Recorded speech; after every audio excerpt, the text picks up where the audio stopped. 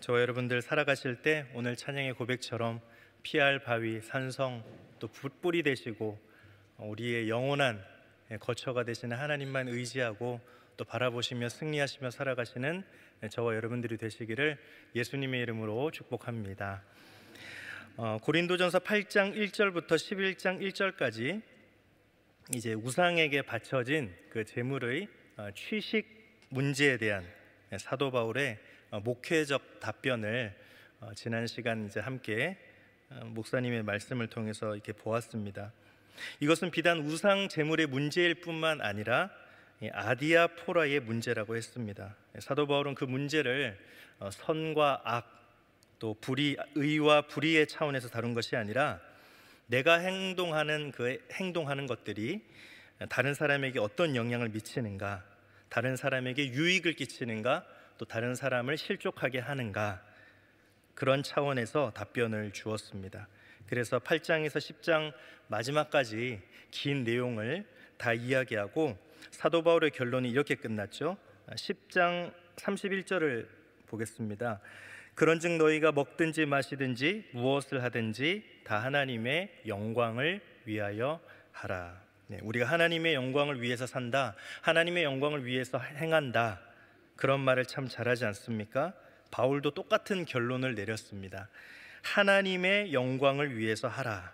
그런데 우리와 이 사도 바울의 차이점은 바울은 그저 막연히 하나님 영광을 위해서 하라라고 끝내지 않고 하나님의 영광을 위해서 하는 것이 무엇인지 구체적으로 그것을 풀어서 설명을 했습니다. 32절을 보겠습니다. 10장 32절. 유대인에게나 헬라인에게나 하나님의 교회에나 거치는 자가 되지 말고, 믿는 사람에게나 불신자에게나 하나님의 교회에나 걸림돌이 되지 않는 것이 하나님의 영광을 드러내는 것이다 라고 말합니다. 그렇다면 우리가 예배당 안에서 하나님의 영광을 드러내고자 이렇게 기도하고 찬양하고 그렇게 하지만 만약 우리의 삶의 모습이 누군가를 거치게 한다면, 하나님의 교회에 걸림돌이 된다면 우리는 실은 하나님의 영광을 가리는 것임을 알 수 있게 됩니다.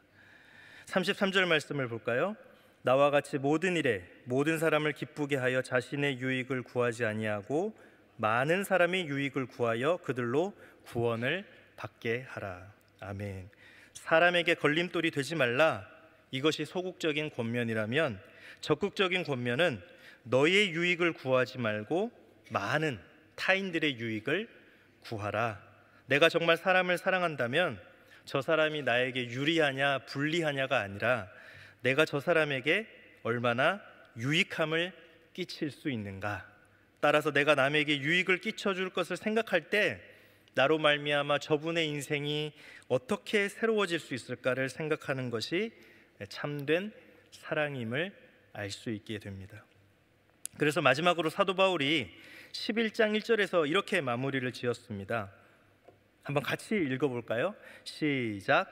내가 그리스도를 본받는 자가 된 것 같이 너희는 나를 본받는 자가 되라. 아멘. 바울이 그런 삶을 살았던 것은 결코 바울의 어떤 개인적인 생각이나 신념이 아니었다라는 것입니다. 예수님께서 그렇게 사셨거든요. 바울은 예수님을 본받아 살았을 뿐입니다.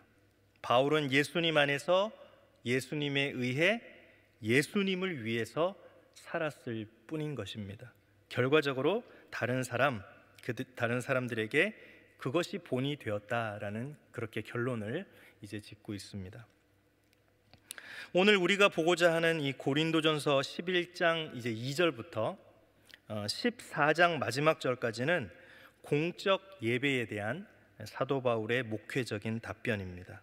그 중에서도 이제 함께 살펴볼 오늘 본문 11장 2절에서 16절까지 말씀은 예배 시에 여자가 머리에 예배포, 이 수건을 쓰는 머리에 수건을 쓰는 문제에 대한 바울의 답변입니다.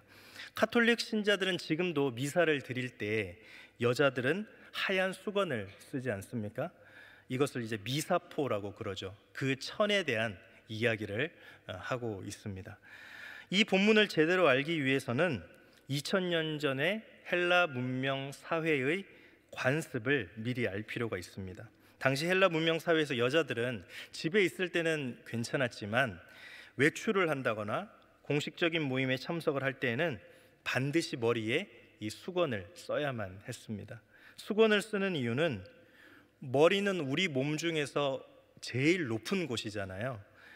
그걸 수건으로 이제 가린다는 그렇게 하고 나가는데, 그것은 나는 머리가 아니라는 것입니다. 내 위에 누가 또 있다라는 그런 의미이죠. 바꾸어 말하면 남자가 내 위에 있다라는 것입니다. 그래서 그 당시에 여자들이 머리 위에 수건을 가렸던 것은 철저한 남성 우월주의 사회 체제로 인한 것이었습니다. 남자가 여자보다 우월하다, 그 당시에는 그랬다라는 것입니다. 따라서 공식적인 모임에 여자들이 머리에 수건을 쓰는 것이 그 당시의 사회 관습이었기 때문에 기독교 예배 또한 공적 모임이잖아요. 그래서 예배를 드릴 때에도 여자들은 소위 예배포를 쓰고 예배를 드렸습니다. 그런데 헬라 사회 속에서 이 예배포를 안 쓰는 여자들이 있었습니다. 노예들은 안 썼습니다. 그런데 노예들은 그저 외모를 보면 노예인 줄 알잖아요. 그러니까 노예는 별 문제가 없습니다. 정상적으로 옷을 입고 적어도 외모상으로 괜찮아 보이는데 수건을 안 쓰는 여자들이 있었습니다. 그 여자들은 창녀들이었습니다. 창녀가 수건을 안 쓰는 이유는 남자를 부르는 거죠. 누구든지 나를 부르기만 하면 나는 응할 준비가 되어 있습니다. 또 동성 연애자들이 안 썼습니다. 이 레즈비언, 여자와 여자가 이렇게 좋아하는, 여자가 여자를 좋아하는 이 동성애자를 레즈비언이라고 하는데, 레즈비언 중에서도 남자 역할을 하는 사람들, 남자 역할을 하는 사람들인데 나는 남자라는 것이죠. 그러니까 이 예배포를 쓰지 않았습니다. 예배를 드리는데 그리스도인들 가운데 남자만 성령의 은사를 받는 게 아니란 말이죠. 여자도 성령의 은사를 받고 예언을 합니다. 여자도 기도하면 병이 낫습니다. 대표 기도를 하는데 남자만 하는 것이 아니라 여자가 기도를 하는데도 은혜가 됩니다. 그러니까 그리스도인의 자유를 강조하는 여자들 가운데 왜 굳이 우리가 이것을 써야 하느냐? 남자나 여자나 교회에서 다 똑같은데 우리가 이 수건을, 예배포를 쓸 이유가 무엇이 있느냐? 안 쓰는 여자가 나타났단 말이죠. 본문에서도 보겠습니다만 거꾸로 쓰는 남자들도 나타났습니다. 그러니까 밖에서 쓰는 남자는 누구이겠어요? 동성애자에서 여자 역할을 하는 사람들은 쓰는 사람이 있잖아요. 그런데 교회에서 예배드리는 그리스도인들 가운데 왜 여자만 쓰게 하느냐? 쓰려면 우리도 쓰자. 그리고 남자도 이제 쓰는 사람들이 생겨났단 말입니다. 그러면 세상 사람들이 교회를 볼 때 어떻게 볼까요? 여자들이 전부 다 머리에서 수건을 벗고 있으면 창기들 집단이구나. 남자가 쓰고 있으면 동성애자들 집단이구나. 교회에 덕을 세울 수가 없게 되는 것이죠. 그래서 지금 사도 바울은 남성 우월적인 사고방식에서 예배포를 쓰라고 말하는 것이 아니라 교회의 덕을 위해서, 그리고 하나님의 창조의 질서를 위해서 쓰라고 지금 권면하는 내용이 오늘 본문의 내용인 것입니다. 이런 사전 이해를 갖고 본문을 한번 보도록 하겠습니다. 2절 말씀인데요, 한번 같이 읽어보도록 하겠습니다. 2절입니다.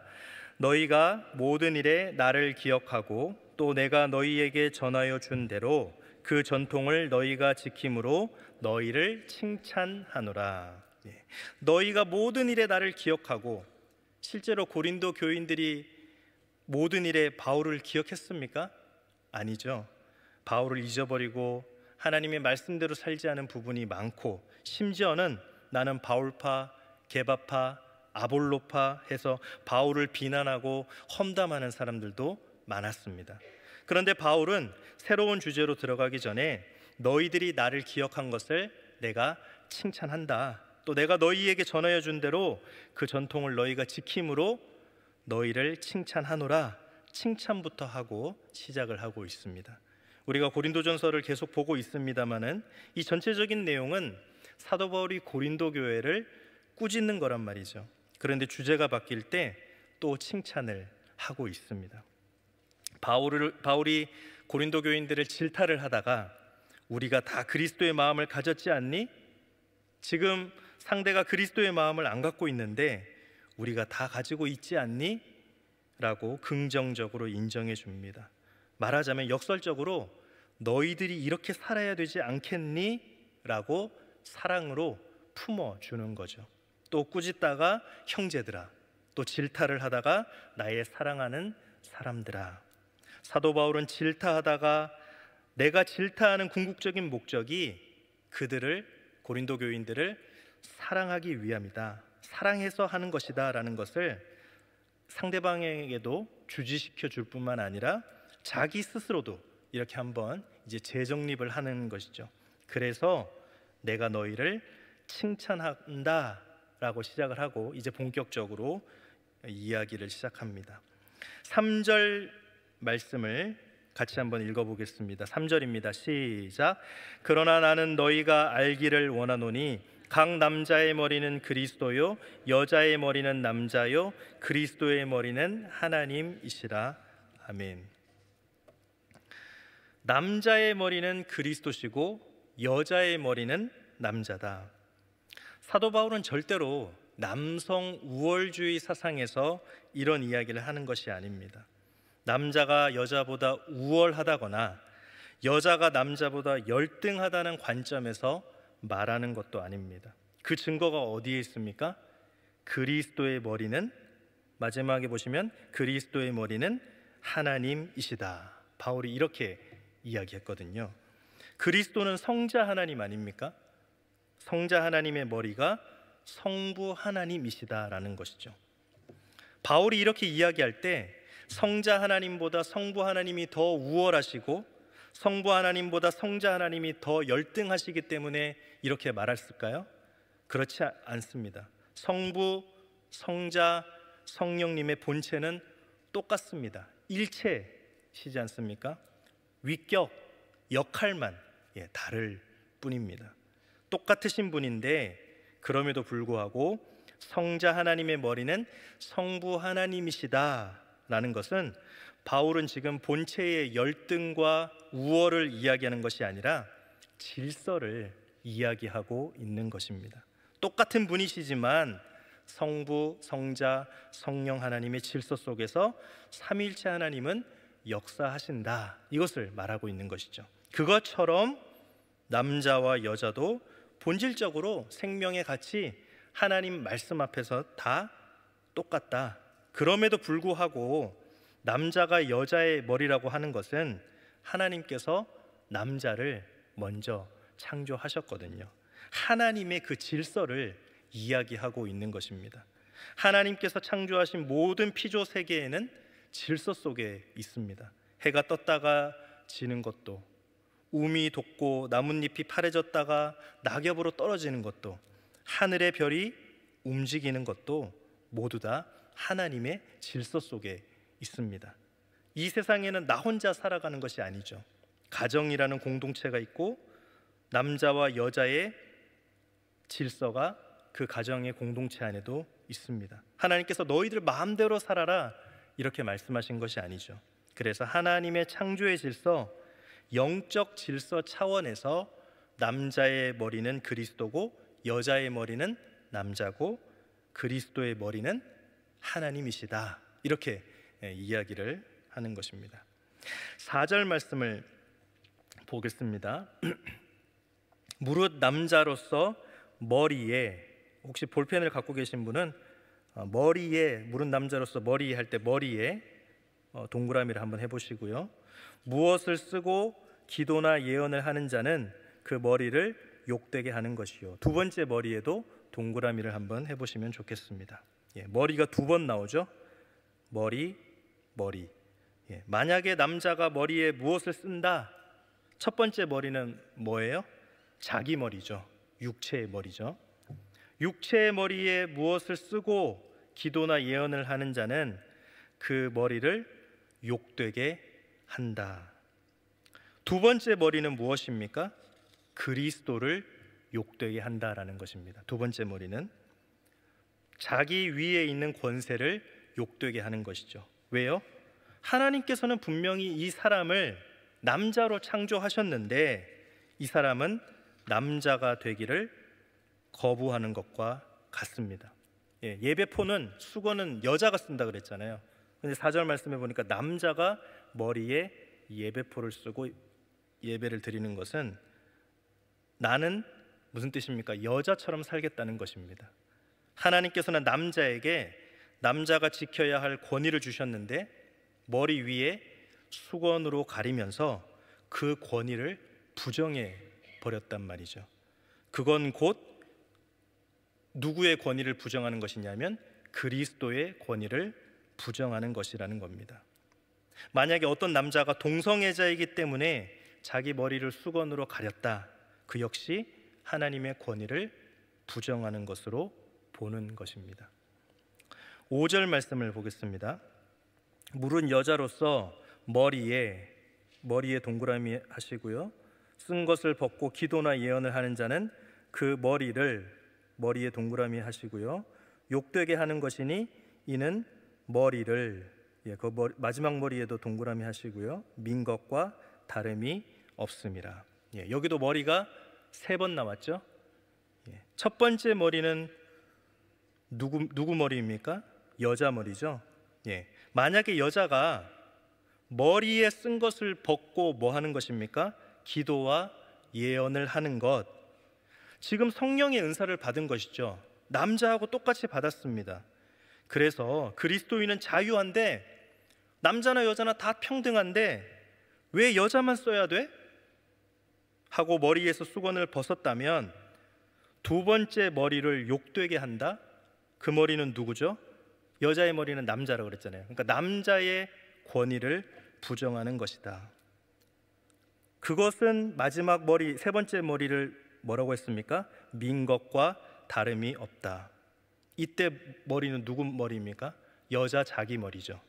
그것은 머리를 삭발한 것과 똑같다.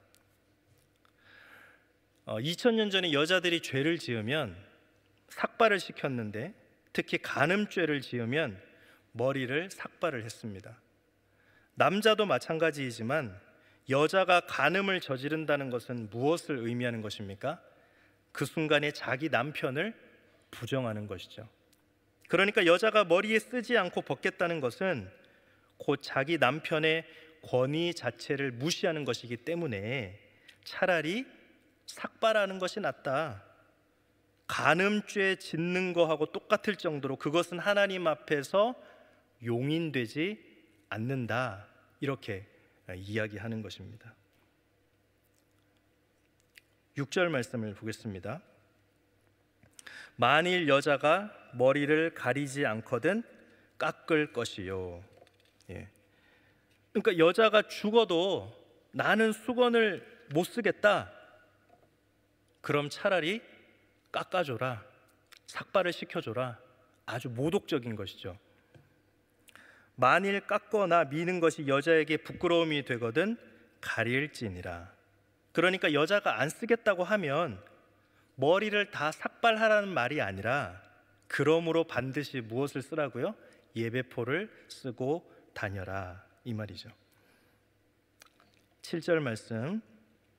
남자는 하나님의 형상과 영광이니 그 머리를 마땅히 가리지 않거니와 여자는 남자의 영광이니라.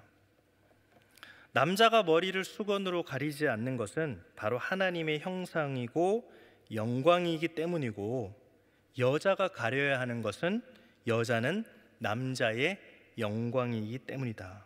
그렇다면 여자는 하나님의 형상이 아닙니까? 맞죠. 여기서도 바울은 창조의 질서를 지금 강조하고 있는 것입니다.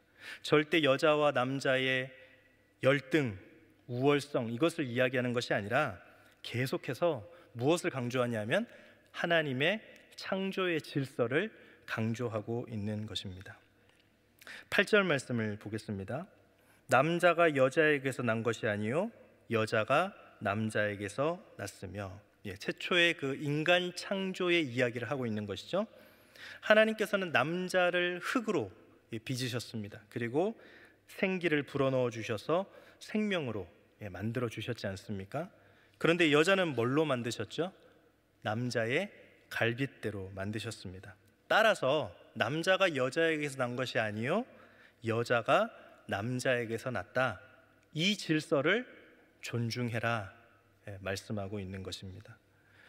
9절 말씀을 보겠습니다. 또 남자가 여자를 위하여 지음을 받지 아니하고 여자가 남자를 위하여 지음을 받은 것이니, 이것은 창세기 2장 18절을 말씀하는 것입니다. 여호와 하나님이 이르시되 사람이 혼자 사는 것이 좋지 아니하니 내가 그를 위하여 돕는 배필을 지으리라 하시니라 말씀하셨습니다. 하나님께서는 남자를 여자를 위해 짓지 아니하시고 남자를 먼저 지으신 뒤에 남자가 혼자 있는 것이 하나님 보시기에 좋지 않았기 때문에 남자를 돕는 배필로 여자를 만드셨다는 것입니다. 이것을 인정하라는 것입니다. 이 질서를 존중하라라는 것입니다. 10절 말씀을 보겠습니다. 그러므로 여자는 천사들로 말미암아 권세 아래에 있는 표를 그 머리 위에 둘지니라. 이 표현에 대해서는 여러 가지 설들이 많이 있습니다. 그런데 가장 우리가 쉽게 받아들일 수 있는 것은, 우리가 예배를 드릴 때 예배의 현장에 하나님의 영이 임재해 계심을 우리는 알잖아요. 그 하나님의 영이 임재해 계실 때 하나님을 보좌하는 천사들도 당연히 와 있을 거 아닙니까? 따라서 우리가 예배를 드릴 때 그 예배의 현장은 천사들이 함께 임재해서 우리 각자를 보고 있으므로 권세 아래에 있는 표를 그 머리 위에 둘지니라.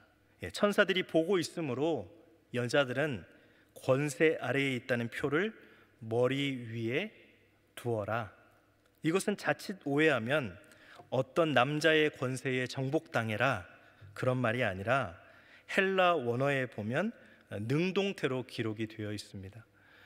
여자 너 스스로 머리에 예배포를 취하는 선택을 해라.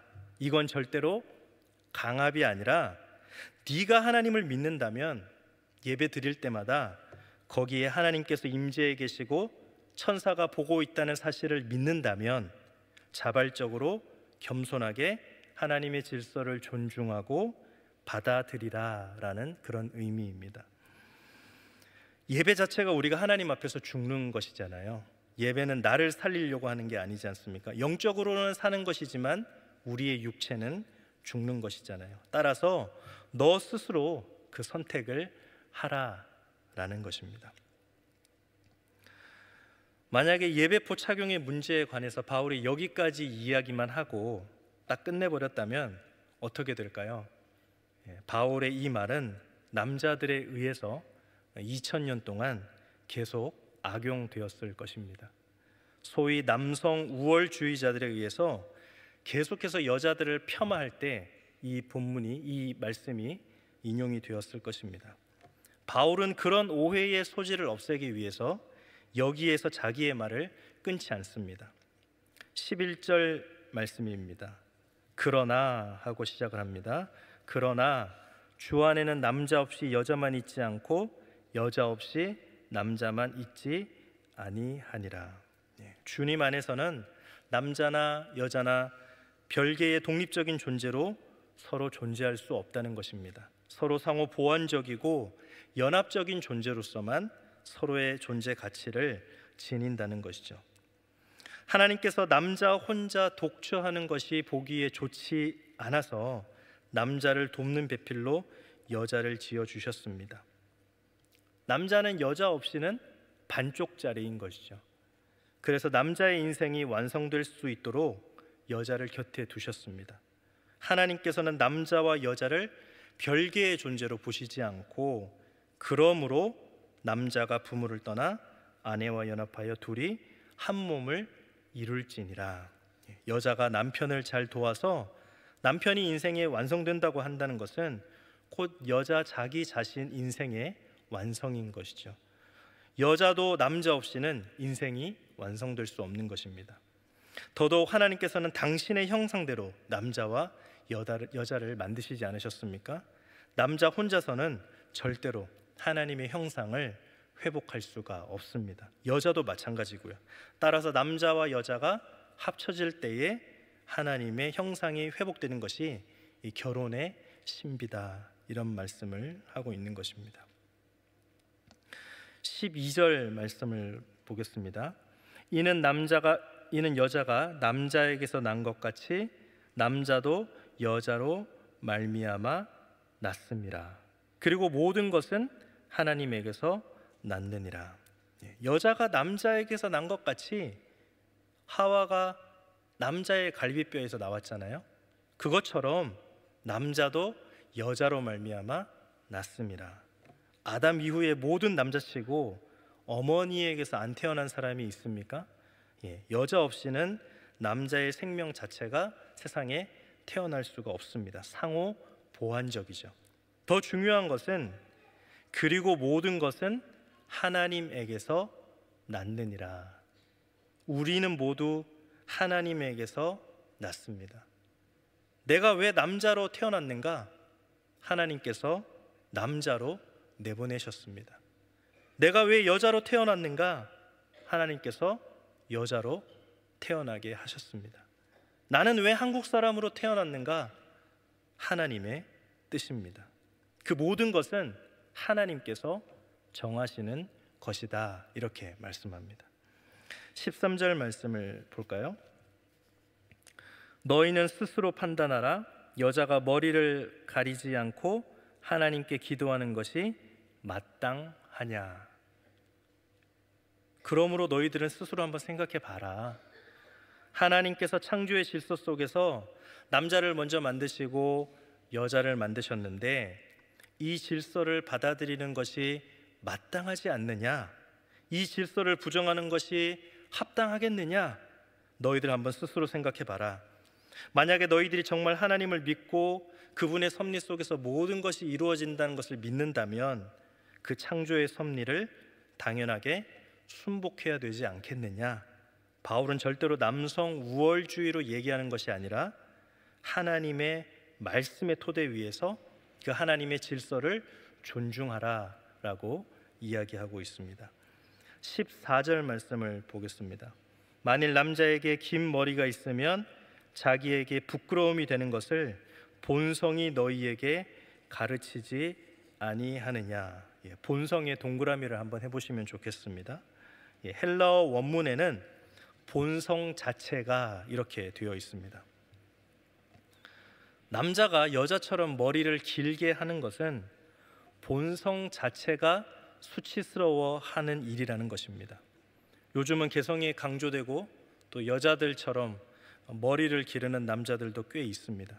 그런데 전 세계에 60억 인구가 있고 200여 개의 국가가 있다고 합니다.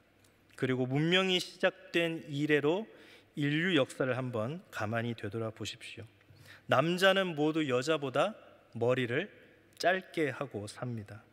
남자가 여자처럼 머리를 기르는 사람이 많이 있는 것 같지만 둘러보면 전 세계적으로 그 비율은 미미합니다. 없는 것과 똑같습니다. 왜 여자는 머리를 길게 기릅니까? 하나님께서 주신 본성이라는 것입니다. 왜 남자는 짧은 머리를 갖습니까? 하나님께서 주신 본성입니다. 그래서 동서고금을 막론하고 남자들은 여자보다 머리가 짧다라는 것입니다. 15절 말씀을 보겠습니다. 만일 여자가 긴 머리가 있으면 자기에게 영광이 되나니 긴 머리는 가리는 것을 대신하여 주셨기 때문이니라. 여자가 긴 머리를 갖는 것이 어떻게 자기에게 영광이 됩니까? 여자가 긴 머리를 갖는다는 것은 자기 스스로가 여자라는 것을 인정하는 것입니다. 자기에게 여성성을 주신 하나님께 감사하는 것이죠. 자기를 자랑하는 것입니다. 또 뭐라고 했습니까? 긴 머리는 가리는 것을 대신하여 주셨기 때문이니라. 여자는 머리가 아니기 때문에 머리를 가려야 하는데 긴 머리로 가려주셨으므로 그것이 영광스러운 것이다. 그래서 예배포를 쓰지 말라는 것이 아니라 그러므로 공적인 모임에서는 예배포를 써라, 이 말이죠. 16절 말씀, 논쟁하려는 생각을 가진 자가 있을지라도 우리에게나 하나님의 모든 교회에는 이런 관례가 없느니라. 여기에서 논쟁하려는 자는 참된 답을 찾기 위해서 논쟁하는 사람들이 아니라 논쟁을 위해 논쟁을 하는 사람들을 말합니다. 자꾸 말꼬리를 잡고 이어지는 것, 답이 없죠. 그런 사람들이 있다고 하고 우리의 말꼬리를 아무리 잡는다 할지라도 우리에게나 하나님의 모든 교회에는 이런 관례가 없느니라. 하나님을 믿는 우리와 교회에는 남자가 남자의 길을 부정하고 여자가 여자의 길을 부정하는 하나님의 그 창조의 질서를 부인하는 일은 있을 수 없다라고 하는 것입니다. 오늘 우리가 이 예배포 쓰는 문제에 대한 사도 바울의 목회적 답변을 통해서 몇 가지 귀중한 교훈을 얻게 됩니다. 첫 번째 교훈은요, 우리가 그리스도인으로서 이 세상을 살아갈 때 우리는 철저하게 하나님의 관점에서 모든 것을 판단해야 된다라는 것입니다. 오늘날은 모든 것을 인간의 관점에서 판단합니다. 사람에게 무엇이 좋으냐를 따지죠. 무엇을 절대 다수가 지지하느냐를 따집니다. 그런데 사도 바울이 뭐라고 그럽니까? 우리에게나 하나님의 모든 교회에는 이런 관례가 없느니라. 하나님께서는 도대체 우리에게 무엇이라고 말씀하고 계십니까? 창세기 1장을 보면 하나님께서 천지를 창조하시고 하나님 보시기에 좋았다라는 말이 7번 나옵니다. 하나님 보시기에 좋은 상태가 가장 좋은 상태입니다. 죄는 무엇입니까?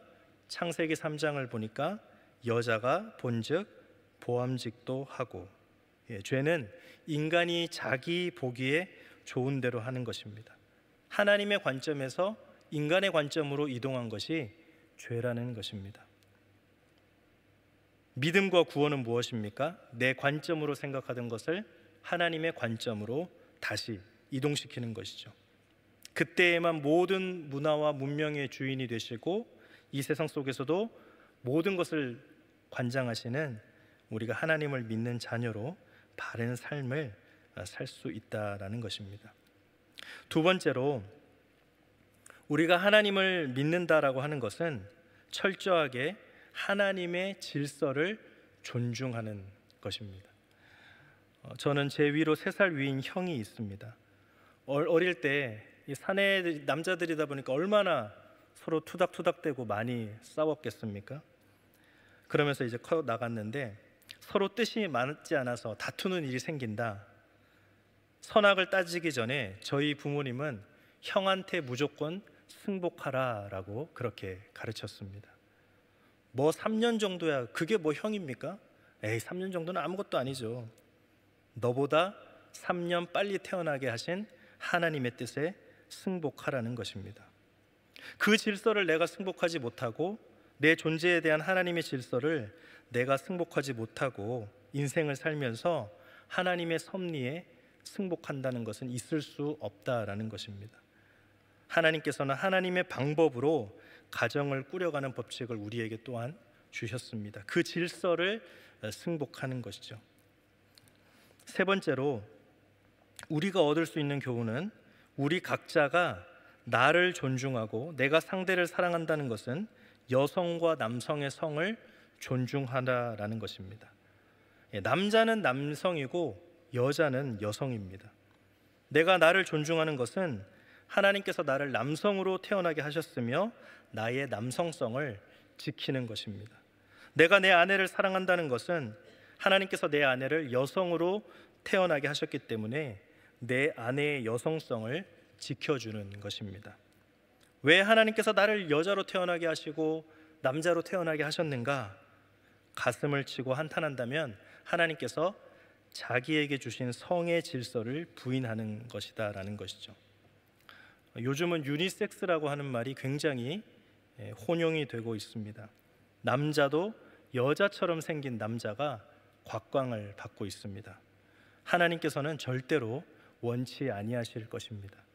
남편과 아내가 가장 이상적인 남성성과 여성성을 서로 지니고 이것이 함께 어울려서 조화를 이룰 때 그 속에서 생명의 역사들이 일어나는 것입니다. 네 번째로, 우리 그리스도인들은 언제든지 교회 공동체의 덕을 생각해야 된다라는 것입니다. 우상 제물 취식 문제에 대해서도 사도 바울은 결국 공동체의 덕을 이야기했지 않습니까? 하나님의 교회에 거치는 자가 되지 마라. 바울이 지금 이 예배포 쓰는 문제를 이야기하면서도 만약에 여자가 쓰지 않았을 경우에 세상 사람들이 창기 집단으로 오해해 버릴 경우에 그건 하나님의 교회의 걸림돌이 되는 것이죠. 남자가 여자를 위한다고 머리에 예배포를 썼을 때, 그래서 세상 사람들로부터 부도덕한 집단으로 오해받을 때 그것은 교회의 덕을 허물어뜨리는 것이죠. 나로 말미암아서 함께 신앙생활하는 누군가의 신앙이 얼마나 더 강해질 수 있는가, 어떤 영적인 유익을 내가 끼쳐줄 수 있는가, 그것으로 우리 신앙의 성숙도가 결정되는 것입니다. 마지막으로 얻을 수 있는 교훈은 영적 자립인이 되라라는 것입니다. 영적 자립인이 되라. 13절 다시 한번 볼까요? 11장 13절, 너희는 스스로 판단하라. 10장 15절에도 보시면 이렇게 말씀합니다. 나는 지혜 있는 자들에게 말한 것 같이 하노니 너희는 내가 이르는 말을 스스로 판단하라. 여러분, 우리가 주일 예배 참석하고 또 수요 말씀 집회도 참석을 합니다. 또 구역 공부를 통해서 우리가 하나님의 말씀을 더 깊이 상고합니다. 그것은 내 인생의 큰 방향과 틀을 얻기 위함입니다. 다음에 그 방향과 틀 속에서 내 인생의 삶의 자리에서 일어나는 여러 문제에 대한 질문에 대한 해답은 내가 스스로 찾아가야 하는 것입니다. 내가 영적으로 스스로 해답을 찾아가는 훈련을 거치지 않으면 일평생 문제가 생길 때마다 사람을 찾아가서 자꾸 의지하게 되고 흔들리게 된다라는 것입니다. 그런데 그 함정은, 한번 그렇게 사람을 의지하고 이야기하기 시작한 사람은 평생 그렇게 해야 한다라는 것입니다. 이야기하는 것 자체가 목적이 되어서 답을 얻고도 실천하는 데는 관심이 없고 상담을 하고 조언받는 것 자체가 삶의 목적이 되는 것입니다. 그런데 내가 스스로 답을 얻는 훈련을 거치지 못하고 계속 남에게 인생의 답을 얻어갈 때, 내가 남이 주는 그 답을 따라 살다가 내 인생이 허비되었을 때 그 사람들은 책임져 주지 않습니다. 내가 내 중심만 하나님을 향해 잘 서 있다면, 내가 살아갈 때 이것이 하나님께서 주신 답이라고 생각하고 잘못 선택했다 할지라도 하나님께서는 합력해서 선으로 바꾸어 주십니다. 왜냐하면 내 중심이 그분을 향해 올바로 서 있기 때문입니다. 그러나 사람을 찾아다니면서 그렇게 할 때는 내 중심이 하나님을 향해 있는 것 같지만 실은 사람에게 향해 있다라는 것이죠. 더 중요한 것은요, 사도 바울이 누누이 강조하는 것이 결국은 공동체를 위해서, 다른 사람들을 위해서 유익을 끼치는 사람이 되라라고 말하고 있습니다. 내가 영적 자립인이 되지 못한다면 평생 누군가의 의지에서 살아야 합니다. 내가 자립하지 못했는데 누구에게 유익을 끼칠 수가 있겠습니까? 말씀을 정리하겠습니다. 첫 번째 교훈은요, 우리가 그리스도인으로서 이 세상을 살아갈 때 우리는 철저하게 하나님의 관점에서 모든 것을 판단해야 한다라는 것입니다. 두 번째는 우리가 하나님을 믿는다라고 하는 것은 철저하게 하나님의 질서를 존중하는 것이고요. 세 번째로 우리가 얻을 수 있는 교훈은 우리 각자가 나를 존중하고 또 내가 상대를 사랑한다는 것은 여성과 남성의 성을 존중하는 것이라는 것입니다. 네 번째로 우리 그리스도인들은 언제든지 교회 공동체의 덕을 생각해야 된다라는 것이고요. 마지막으로 얻을 수 있는 교훈은 영적 자립인이 되라라는 것입니다. 이 말씀을 통해서, 이 교훈, 하나님께서 주신 말씀의 교훈을 통해서 그렇게 살아가실 수 있는 결단과 믿음의 확고함이 저와 여러분들에게 있으시기를 예수님의 이름으로 축복합니다. 우리 이 시간 함께 기도하겠습니다. 기도하실 때 하나님께서 나에게 주신 말씀, 그 은혜를 함께 더 깊이 생각하시면서 함께 기도하시겠습니다.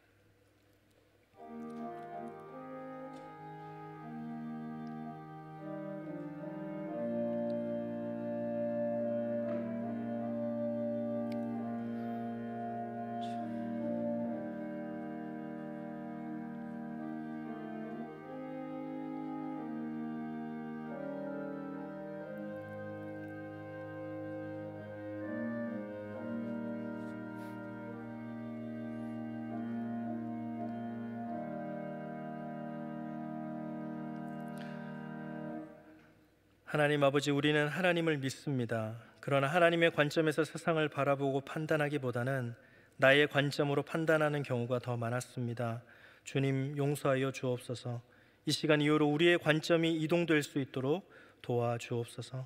하나님께서 우리에게 부여하신 창조의 질서에 순복하는 자가 되게 도와주옵소서. 하나님께서 우리에게 주신 성의 격을 존중하는 자가 되게 도와주옵소서. 내가 왜 남자로 태어났는가, 왜 여자로 태어났는가 질문하기 이전에 나를 남자로 태어나게 하시고 여자로 태어나게 하시고 한국 사람으로 태어나게 하신 하나님 아버지의 뜻을 감사하고 기뻐하는 가운데 분별해 갈 줄 아는 자가 되게 도와주옵소서. 나로 인하여 주님의 몸된 교회가 든든히 세워질 수 있게 도와주시고, 어떤 경우에도 나의 삶이 성도, 이웃, 하나님 교회나 걸림돌이 되는 일이 없도록 도와주옵소서. 날마다 영적 자리빈으로 설 수 있도록 도와주옵소서. 우리와 함께 하고 계신 성령님을 온 마음으로 느낄 수 있도록 도와주시고, 진리의 조명 아래에서 말씀을 깨닫고 내 삶의 자리에 적용하는 법을 스스로 익혀갈 수 있도록 도와주옵소서. 그리하여 우리 모두 건강한 영적 자리빈이 되어 이 세상 많은 사람들에게 유익을 끼치는 성숙한 그리스도인들이 되게 인도하여 주옵소서. 이 모든 말씀 예수님의 이름으로 기도드립니다. 아멘. 찬송